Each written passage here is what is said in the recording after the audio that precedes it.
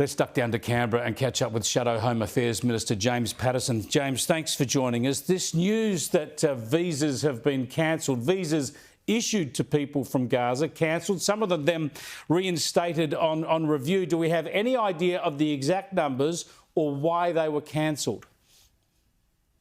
Chris, no one in Canberra is any the wiser as to what the government is talking about when they're talking about the number of visas that they've cancelled. They've been putting out these numbers to try and make it look like the system's working, and they're tough. They've said there's 43 visas cancelled.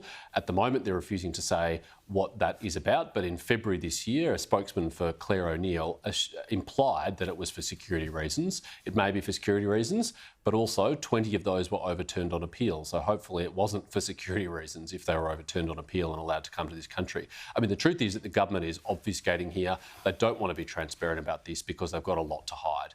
This is a government that has brought people in at record rates on tourist visas far faster and in far greater numbers than any of our like-minded partners or friends.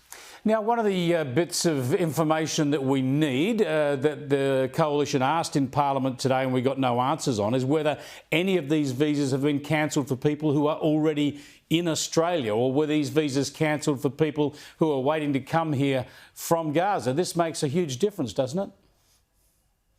It certainly does, Chris. And again, the government is not publicly being clear about that, although I understand they're briefing journalists furiously off the record, trying to imply that none of those that were cancelled were in Australia, but some of them were in transit to Australia. And I understand some of them might have been very close to getting on a plane to come to Australia, and with moments to spare before they boarded their flights, some visas were cancelled. I mean, this has been a shambolic process from start to finish. It is not appropriate to give 3,000 tourist visas to people leaving a war zone controlled by a terrorist organisation in an average of 24 hours and in some instances as quickly as 1 hour.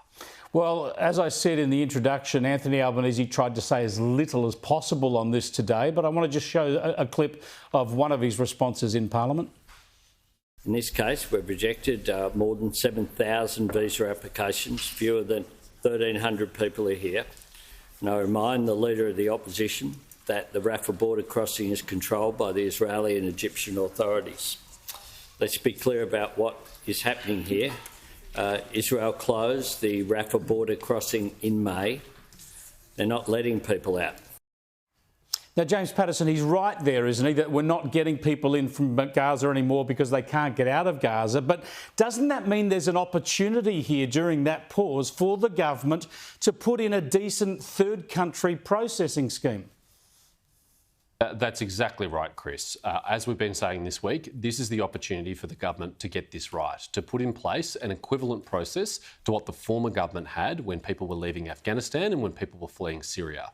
We had people processed in third countries, for example, in northern Iraq when it was controlled by coalition forces, in the UAE, in Lebanon, in Turkey, in other places in the region, where it was safe to put Australian government officials on the ground to conduct those in-person face-to-face interviews, to do biometric tests. And it took us in some instances up to 12 months to satisfy ourselves that there was no security risk. And Peter Dutton, as Home Affairs and Immigration Minister throughout this period, was attacked for being too slow. But we took the time to get it right. And they've not done this when it comes to Gaza. And that's an extraordinary thing to do, given that we've got polling out of Gaza, which shows that up to 70% of Gaza residents are supportive of Hamas and their atrocities on the 7th of October. We don't want anyone with attitudes like that coming into our country at a time of record anti-Semitism and threatened social cohesion. Now, Australia's got a proud history in doing its part internationally and in giving humanitarian access to refugees. But why, in this case, should Australia be leading the world, both in terms of numbers and speed of processing? That's right, Chris. So what we've discovered today is that Australia has brought in more people more quickly than the United States, the United Kingdom, New Zealand, Canada, France, Germany, South Korea, Japan, Italy, so many of our like-minded partners, and not just a little bit more, in many cases 10 times as many people we've brought in that period of time. It's bizarre to think that Australia is one of the countries bearing the heaviest load of Gaza evacuees since the 7th of October in the developed world. There's only 2 countries that we could find that had brought in more in that period, Greece and Belgium. Why should Australia be leading the pack on that? The government has provided no explanation as to why they've chosen to do this, no explanation as to why this is in our national interest, and no explanation as to why it should be so rushed. Yeah, it's a worry. We need a lot more from the government. They've got to be more upfront about this, as well as revising those security checks. Thanks for joining us, James. I appreciate it. Senator James Paterson there.